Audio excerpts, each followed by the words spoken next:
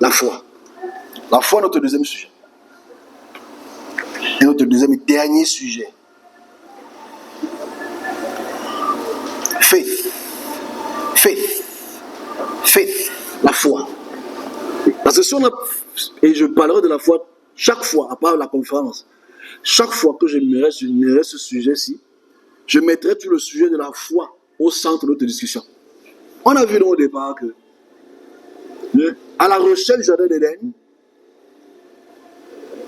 qui est utopique, qui n'existe pas, parce qu'à la conférence, on va montrer exactement entre la rivière du Tigre et l'Euphrate, où est-ce que cette région-là se trouve, ce qu'on appelle aujourd'hui Aram, c'est-à-dire, disons, l'Irak du Sud. On va se poser la question historiquement, archéologiquement, si ces peuples n'ont pas été déportés de là, dispersés de là, qu'est-ce que ta foi t'impose? Ta foi t'impose qu'il faut que tu crois à ça. Donc la foi, c'est quelque chose de très intéressant. Et le chrétien est beaucoup plus par la foi. Donc je dis, définissons la foi selon votre Bible. Il y a deux types de foi. Il y a la foi qui veut dire la confiance en une divinité. Et il y a la foi qui est définie par Paul, que moi je surnomme Paul pour moi le plus grand arnaqueur des serviteurs. C'est lui qui a arnaqué tous les serviteurs. Il a mis tous les serviteurs dans le sac. Parce que tout le monde juge sur le nom de Paul.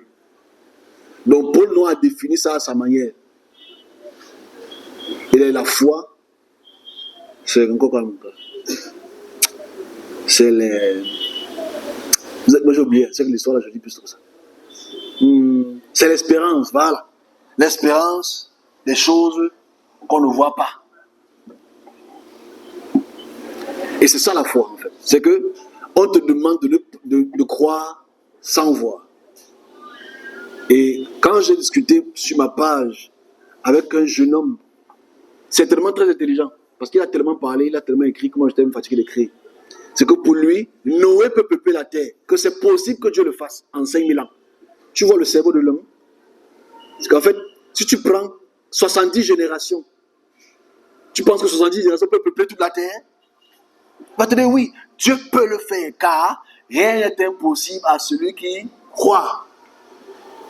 Donc c'est de là donc que vient le problème, la foi. J'ai causé avec un ami qui est dans le service, qui est pasteur de Jésus-Christ. On a causé à quelque chose. Parce que lui, c'est Jesus. Jesus. Avec un S. Comme le serpent. Alors, je lui ai posé une question. Parce que j'ai écouté une discussion et je voulais qu'on parle de la foi. On est sur la foi. Et je lui pose la question. Est-ce que tu penses que la mort est naturelle ou la mort est surnaturelle? Est-ce que tu penses que l'homme était supposé mourir? Et d'abord, il dit d'abord, tu m'es piégé, n'est-ce pas? Non, je te pose une question naturelle parce que je lui ai envoyé une vidéo d'un serviteur de Dieu qui disait, Dixit, que l'homme n'est pas supposé mourir. C'est parce qu'on n'a pas la foi qu'on meurt. En fait, l'homme est supposé vivre à jamais. Parce qu'au départ, quand on a mangé le fruit de l'arbre, du bien et du mal, etc., on était supposé vivre longtemps. Comme les gens avant Noé ont vécu très longtemps. C'est parce qu'on n'a pas la foi et qu'on ne lit pas, on n'est pas encastré dans la Bible pour la lecture quotidienne qu'on commence à perdre foi parce qu'on entend beaucoup de choses partout dehors. Moi, je me suis posé la question, le type, tant que tu ne meurs pas. La question centrale que je lui ai posée, ok, est-ce que toi tu meurs? Parce qu'aujourd'hui, le chrétien a foi qui ne mourra pas, qui sera changé. Donc, j'ai dit, mon ami, qu'est-ce que tu en penses? Il dit, non, la mort c'est quelque chose de naturel. Il dit, mais ta Bible ne dit pas ça. Il dit, je n'accepte pas tout. Il dit, mais comment tu n'acceptes pas tout? C'est pas la parole de Dieu qui t'a dit. Il dit, je n'accepte pas tout. Donc je lui ai posé la question. Est-ce qu'il était prévu que le chien meure? Il a dit, qu'est-ce que tu veux dire par là? Parce que le chien n'a pas mangé le fruit, non? Mais le chien meurt. Est-ce qu'il était prévu que le moustique meure? Il me dit, il ne me dit pas que le moustique a piqué Ève. Et comme elle a mangé le fruit, il a sucé son sang et voilà pourquoi il meurt aussi. Ne me pose pas la question pourquoi les animaux meurent. Ils n'ont pas mangé le fruit. Qu'est-ce qui fait en sorte qu'ils meurent? resté silencieux. Je dis en fait, le vrai problème, c'est que par la foi, tu crois que par un homme, le péché entre dans le monde et le fruit du péché, c'est la mort. Et à cause donc d'un homme, on est tous morts, mais à cause d'un autre homme, on a tous la vie. Et la vie en abondance. Et il me dit que je te comprends ce que tu dis. Mais moi, je sais que la mort est naturelle. Parce que tout le monde va mourir. Je dis, mais qu'en est-il donc de cette prêche-là qui veut nous enseigner qu'on n'était pas supposé mourir? La foi. On te dit, et foi. Les apôtres sont morts parce qu'ils n'avaient pas assez de foi. Nous sommes en Christ. Christ est en nous. On ne meurt pas. Parce que c'est lui seul qui a donné sa vie. Et personne ne pouvait la prendre. J'ai dit dans mon cœur que le type ne sait pas que dans Jean, il a dit que si mon rêve était de cette terre-ci-là. Parce qu'on oublie ce verset. On n'est pas ce verset-là. Dans Jean, il a dit que si mon rêve était de cette terre-ci-là, mes gardes seraient venus ici pour combattre. Mais bon, que ce soit ainsi. Donc, ce n'est pas lui qui a donné sa vie. Dans Jean. Donc, la réalité dans la foi ici, elle est importante. My friends. C'est que la foi nous permet de ne pas regarder le physique, de rester dans le subconscient du mensonge et accepter tout type de mensonge en mettant sur la thèse qu'il est impossible, il est possible que Dieu puisse le faire. Et j'ai causé avec mon ami, il était presque en larmes, en émotion. J'ai dit, ok, qu'est-ce qu'on fait donc? Vu que la fin du mois, parce que moi je tape dessus, toute l'année suivante, je vais taper dessus. Vu que la fin du monde arrive, il dit à ses fidèles, c'est le pasteur le plus puissant d'Afrique. Il dit à ses fidèles, la fin du monde arrive. 2026, c'est la dernière ligne droite. La Bible a dit, ne vous inquiétez pas, il va nous attraper dans les airs. Il va nous prendre dans les airs. C'est écrit dans la Bible. On va être attrapé dans les airs et il va nous emporter avec lui. On va laisser les cartes bancaires, on va laisser les voitures, on va laisser les maisons. Moi, j'ai dit dans mon cœur que si le type, tu peux le contacter aujourd'hui. Non, ouais, moi, chacun ses problèmes. Tu te contactes aujourd'hui, gars, on signe un contrat. Tu me donnes tes maisons. Je reste avec le diable, il n'y a pas de problème. Tu me donnes tes maisons, tu me donnes tes cartes banques, parce que c'est l'homme le plus riche. Il dépasse au dépôt. Il est très riche. Il me donne ses cartes bancaires, il me donne tout. Parce qu'il sait qu'il part. Mais moi, dans cette atmosphère de foi qui pousse, que tout, Makantiwa, Hubert, Pasteur Chris, et tout le reste pousse les Nigériens et les gens du monde à croire par la foi que l'homme ne mourra pas, mais il aura la vie éternelle s'il croit en Jésus-Christ et que bientôt il vient vous chercher. Ça, c'est la foi. Mais moi, je me suis dit, et je me le dis encore aujourd'hui, ok, il vous reste 1 an et demi de vie. Comment est-ce que quelqu'un qui est fidèle à cette église peut vivre psychologiquement, sachant qu'il va vivre pendant 1 an et demi? Bon, si je vous dis que la fin du monde c'est en 2027 ou 2027 et que vous me croyez, bon, il ne faut pas croire ça, ok? Ceux qui sont riches, comment est-ce qu'ils réfléchissent? Ils ont les maisons, ils ont les voitures. Ils commencent à faire quoi? Ils peuvent commencer à vendre, ils peuvent commencer à dilapider, ils peuvent commencer à bazarder. Bon, les pauvres ils n'ont rien à perdre. Ils n'ont rien. Il laisse peut-être sa chaussure. Il dit que bon, ma chaussure, je t'aime tellement. Je laisse ça. Mais je me dis, imaginez la psychose que les gens auront en 2027. La psychose que les gens auront. Parce qu'il faut avoir foi à un texte utopique. J'ai donc posé ça à mon ami. Il me dit, non, moi je ne peux pas croire ça. Il m'a sorti une phrase terrible. Comment j'ai dit, wow, là, tu as tapé fort. Il dit, et les enfants qui sont serviteurs qui naissent aujourd'hui? J'ai dit, ah waouh, c'est pas mal ça. Et que si un enfant qui naît serviteur aujourd'hui, il va servir quoi? Si la terre s'arrête dans 2 ans. J'ai dit, ah ouais. Mais pourquoi ils n'arrêtent pas d'acheter les maisons, les gars là? Parce d'acheter les maisons. Franchement, je crois qu'ils y croient. Hein. Je crois qu'ils y croient. Mais voilà le produit de la foi. Qui font en sorte que près de 500 millions de personnes, les serviteurs inclus. Moi, je ne sais pas comment ils vont vivre l'année prochaine. Imagine que l'année prochaine, dès janvier, tu sais que tu as 1 an de vie. Est-ce que tu imagines ça? Comment tu vis? Tu vas jouer au basket, moi c'est moi. Je vais aller jouer au basket jusqu'à... Je veux manger les shawarma sans piment. Jusqu'à... Je veux manger. Mais d'autres vont rester sains. Ils vont s'assurer qu'ils ne font pas ça. Ils ne touchent pas à ça parce qu'ils veulent que Jésus vienne les prendre en blanc. Imagine la psychose que les gens auront. Et dès que 2028 arrive et qu'il n'y a rien eu, qu'est-ce que les pasteurs vont faire?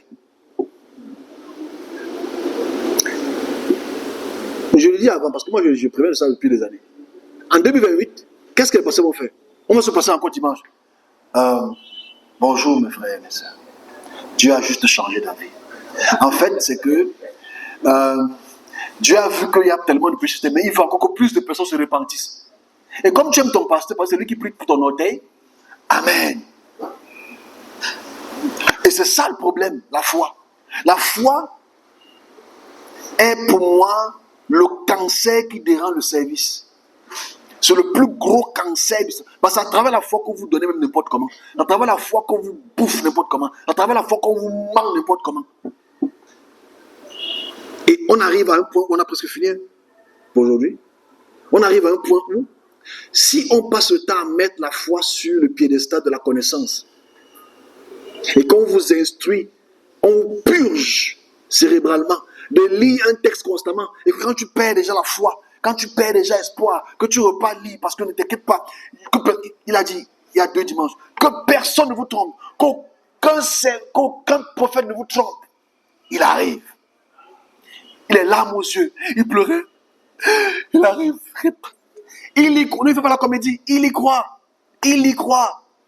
et ses filets sont là, mais il prend encore la dîme après. Je souhaite que pendant 2 ans, qu'ils ne prennent plus rien, qu'ils commencent à dire, ils me mettent en première liste, qu'ils me donnent d'abord, parce que moi je suis le 666. La foi. La foi nous fait croire à des choses qui sont inacceptables. On continue dans ce sens-là. Parce que je dis, si on n'arrête pas cette utopie de la foi, on ne va pas voir la vie dans sa réalité. Et moi, je suis offusqué aujourd'hui parce que je veux parler plus long que ça, mais je ne pense pas que je vais m'énerver. Et je ne veux pas m'énerver aujourd'hui. Je veux être un gars cool, gentil, qui dit, voilà. Parce que c'est vraiment énervant de voir que un pasteur qui a, un serviteur de Dieu qui a près de 150 millions de personnes sous lui, c'est-à-dire que 150 millions de personnes sont en train de croire en ça maintenant. 150 millions de personnes sont en train d'attendre la fin du monde. 150 millions de personnes. Et là, il y a les chefs d'entreprise, il y a les pères de famille qui vont certainement tout perdre d'ici août 2027. Parce que quand ça va arriver, parce que août 2027, c'est la Yom Kippour, c'est la fin. Ils vont peut-être commencer, ça arrive dans quelques jours, ils vont commencer à distribuer ça en route aux gens. Distribuer tous leurs biens. Pour les plus bêtes. Mais les plus savants disent, je regarde comme le terrain, ça peut peut-être repousser. Imagine donc, tu te réveilles le matin. C'est le même soleil où la tête tourne autour du soleil. La mangue est là, je te regarde, bonjour, prends-moi, tu manges. Personne n'est mort, personne n'est monté, tu tapes ton corps, tu prends le pain, tu piques, tu joues toi. Mais tu as tout vendu. C'est dégradant pour le serviteur qui connaît le futur. C'est dégradant. Mais ce que je dis là, je parle dans le désert. Parce que les gens vont vouloir certainement attendre 2027. Pour voir ça avec leurs yeux comme ça là. 2027 passe, ils regardent comme ça là, pam. Moi j'aimerais qu'en 2027, on s'assoit et on dit que Pasteur Chris donne des comptes. Mr. Chris, Makandiwa, donne-nous des comptes. Qu'est-ce qui s'est passé? Pourquoi il n'y a pas eu la fin du monde? Pourquoi tu n'es pas monté toi en premier, pas toi qui es propre? On t'a oublié dans le train. Le bus du ciel t'a oublié. Parce qu'il faut le dire. Moi j'ai pitié pour des gens qui sont et qui croient.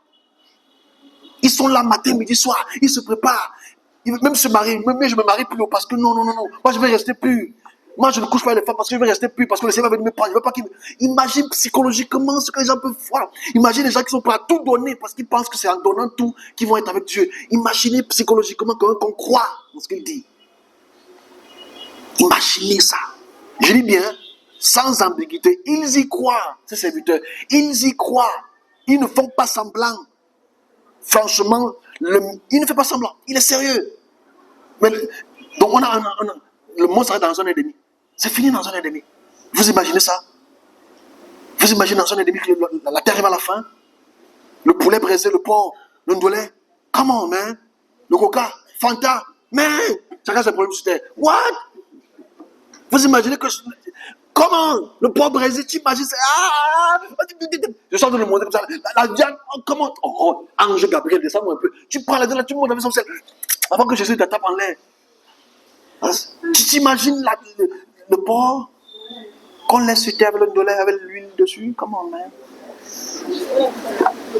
Tu laisses aux pêcheurs. Comment tout ce qui est bon, laisse aux pêcheurs. Comment that's crazy? Bon, imagine-toi que toi tu es saint, ta femme n'est pas sainte. Tu laisses ta femme chez le voisin. Le voisin dit, gars, il faut partir, mon frère. Laisse pas ta femme. Ou laisse pas. Hein, ton mari, ta femme, elle était sainte, ton mari n'était pas saint. Maman, il faut partir. Laisse pas ton mari au. Oh, il est. Maman! Chérie. Maman, il faut partir. Il faut partir avec ta sainte. Imagine tous ces scénarios dans la tête des gens. Mais je dis c'est très grave, on en rigole, mais ça fait très mal de voir que la foi, qui est l'espérance des choses qu'on ne voit pas, mais qu'on attend et qu'on espère, et mais il faut lire, il faut croire, il faut lire, même si ce n'est pas possible, il faut lire parce qu'il peut le faire. Voilà le problème de l'Afrique. On ne peut pas construire l'Afrique avec les gens qui pensent qu'ils vont partir. On ne peut pas construire l'Afrique avec les gens qui pensent qu'ils veulent partir. On ne peut pas construire l'Afrique comme ça. Voilà pourquoi j'ai dit au départ, le mois-ci, c'est le mois de la destruction pour la construction. Il faut qu'on détruise ces idées qu'on a reçues du blanc. Il faut qu'on détruise ça dans notre tibia. Et c'est difficile quand tu vas parler à un, il va te dire que tu ne connais rien. En tout cas, moi, je fais mon travail. Et celui qui est prêt pour ce travail, on va y aller. Donc, la foi, comme avant-hier, comme on fait tous les ans, j'ai vu mes frères noirs, leucodème, mélanodème, être à la cathédrale ici, pleurer. Il est monté. Oh, il est monté. Ils sont au pied de la statuette. Il est monté. Mais la statuette est là, tu pleures pas. Une petite fille. La petite fille, elle n'a rien à voir. Son père qui l'a mené là-bas. Je prie que Jésus, quand il remonte comme ça, il prend tous les problèmes du Cameroun. Je dis que, Canal 2, c'est pas ça Canal 2. Elle a pris qu'il prenne tous les problèmes du Cameroun, qu'il regarde, il y a trop de mal au Cameroun. Pardon, elle a dit, c'est très intéressant. Elle a dit, pardon, Canal 2. Il faut aller voir Canal 2. Canal 2, qu'il parte dire au père qu'il y a le problème au Cameroun. Je dis que, oui, pas seulement la présidence. Parce que tu attends que Jésus parte dire au père qu'il y a le problème au Cameroun. On est cuit, on est fini. Mais la petite fille, elle est sérieuse. Parce que son père, son grand-père, lui a appris que le type qui est comme ça, la statue comme ça, là, au bout du mur, c'est lui qui est en train de monter pour qu'il va donner la doléance à ton père, qui est son père, qui est un. Tout ce genre d'équations qui ne marchent même pas. Mais tous les gens pleuraient. Dans ce temps-là, c'est la représentation du recommencement, du début. On donne des thèses. Mais on ne voit pas que c'est un homme blanc qui remonte. C'est un homme blanc qui remonte. On a tué toujours ces personnes-là. 60 ans après les indépendants, on est toujours sur ça. Et les esprits sont contents, vu qu'ils sont anthropomorphes, qu'on les adore en tant qu'anthropomorphes. La foi, c'est une chose terrible. En 1988, en 2000, les gens ont vendu leur maison, donné leur maison au pasteur, donné leur maison à tout parce qu'ils savent que c'était la fin du monde. Donné leur terrain. Les gens oublient qu'il y a des procès dans les justice, parce qu'ils ont donné tout, ils savent que c'était la fin. Prends Dieu, tout ce que tu veux, tout est vanité, rien n'est vanité. Il faut d'abord qu'on parle de nous d'abord. Les conneries qu'on dit vanité, tout est vanité, c'est absolument faux. Rien n'est vaniteux. Einstein le dit, rien n'est détruit, tout est transformé. Et que si tu travailles bien, et que tu construis ton patrimoine quelconque, tu le laisses à tes enfants, rien n'est laissé au hasard. Donc on dit que vanité, le goût que tu vas laisser, la chaussure que tu vas laisser, shut up, c'est un instrument que tu portes, ça, c'est pas vanité, ça te permet de marcher. Si tu es intelligent, tu donnes ça à tes enfants, tu donnes ça à tes frères, ça, rien n'est vanité, tout se transforme. Laisse ton nom au sol, on va trouver ça le lendemain, on va transformer ça, ça va devenir la boule. Il faut qu'on arrête un peu l'histoire de vanité, tout est vanité, tout est. Shut up! La création dans laquelle nous sommes là pour construire. Donc tu construis, tu laisses à une autre personne de continuer. Donc rien n'est vanité. Il faut arrêter les choses de vanité, le terrain, si tu vas laisser. Parce que c'est toujours la mentalité des pauvres. Non, ça va être le pauvre. N'est-ce pas qu'il était riche? Voilà, il est mort. Il a tout laissé. Il n'a pas. C'est ça le problème. C'est les pauvres qui pensent comme ça. Le riche, il sait qu'il a laissé à ses enfants, qui vont laisser à ses enfants. Il a construit son empire, toi, tout est venu. Regarde, il est de mort. Voilà ses voitures qui sont là. Où est le problème? Ce sont ses voitures. Ses enfants vont prendre. Tu ne peux pas prendre, ils vont prendre. Ça, c'est les pauvres. Il ne faut pas réfugier comme ça. Rien n'est vanité. Moi, je comprends. Travaille pour que tu laisses ton patrimoine pour tes enfants ou pour tes successeurs. C'est comme ça qu'on fait. Ou pour ceux que tu aimes autour de toi. Il faut arrêter toutes les vanités. Ça, c'est les pauvres qui pensent comme ça. Quelqu'un qui construit, quelqu'un qui développe un business quelconque et ça devient un empire, ce n'est pas vanité. Parce que tu transmets ça à quelqu'un d'autre qui continue ton travail après ce que tu fais. Et c'est ça la volonté de Dieu. La volonté de Dieu, ce n'est pas que c'est vanité. L'or et l'argent appartiennent à Dieu. L'or et l'argent appartiennent à Dieu. C'est les choses de la terre. Les choses de la terre. Ah, c'est les choses de la terre. Les choses de la terre. Ah, c'est les chrétiens pauvres. La mentalité des Punguntum, c'est pauvre. Posez-vous la question, pourquoi les pasteurs qui disent ça, vanité, vanité, eux-mêmes s'enrichissent tous les jours? Il faut arrêter ça, il faut qu'on arrête un peu de penser. On est dans un mensonge continu, rien n'est vanité. Si tu travailles dur, c'est pour gagner ton argent, pour que les gens autour de toi se sentent bien. Si tu bats et que tu as bien construit ta vie, ils vont se sentir bien après ta vie. Non, ça ne sera pas vaniteux, ça sera une transmission. Transmets le savoir, transmets les richesses. Parce qu'on va les laisser sur terre, entre guillemets. Et je dis toujours, comme certaines personnes le disent dans cette histoire de vanité, il faut se battre pour être riche.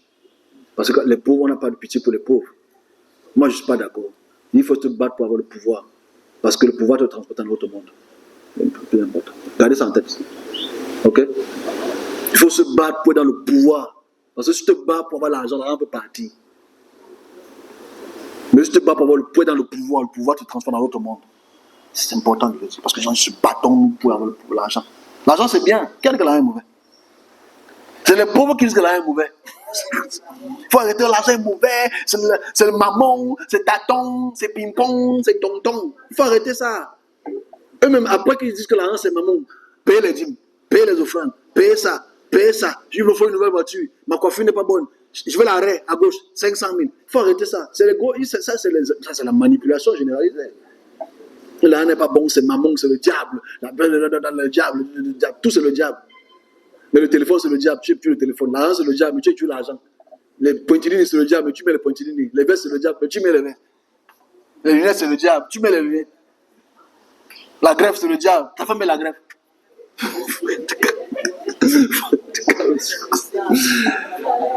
Mais c'est ça le problème. Et comme on te fait peur pour l'enfer tout le temps, tu vois tout en fer. Tu vois pas tout en or. Donc, c'est comme ça. C'est le diable, ça c'est le diable, n'importe quoi c'est le diable.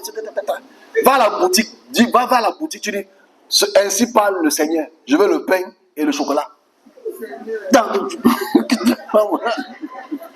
Quitte devant moi, le Seigneur, c'est le Seigneur qui va t'acheter ça. Et je pense que l'instrument des années, les années 30 jusqu'aux années 80-90, on a ça en tête. Donne tout au Seigneur. L'or et l'argent appartient à Dieu. Construis le royaume du ciel. Donne tout. Les gens donnent. Tu restes une game toi-même. Il faut arrêter ça. Enfin, ceux qui sont ici depuis moi, je parle dans cette logique-là. Cherchez l'argent. Cherchez à avoir les compétences pour gérer demain. Alors, si on te dit que l'argent n'est pas bon, donne-moi. Tu me donnes ça, je garde ça à ta place. Je dis que tu sais, sans sécurité, même chez moi. Donne-moi ça. Le Seigneur va te garder. Parce que tu imagines, parce que peut-être vous êtes devenu un peu plus fort cérébralement. Imagine des âmes de la foi sensible. Il dit que les personnes disent, hey, l'argent est mauvais. Money. Il faut prendre. Il va dire, oh, ça c'est mauvais ça. Ah, bad money. Give me that money. Give me that money. Give me that money. I'll keep it for you. The Lord is with you. Rabakatata.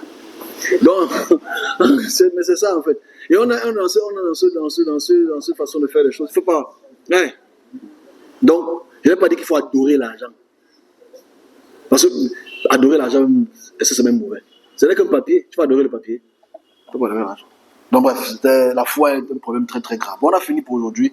Je ne vais pas la rendre 1h30 maximum pour que nous puissions préparer notre conférence. On a résumé. On a fait les fils de Noé et leur dispersion. On a fait par diachronie, par historiographie. par philologie, on a comparé les deux. Et on a aussi fait la tour de Babel rapidement. Mais pendant la conférence, on va le faire pleinement, avec les textes à l'appui, avec les images à l'appui, pour que nous puissions déconstruire ce qui a été construit depuis des années. Donc, s'il y a des questions, je vais répondre. Sinon, on aura fini pour aujourd'hui.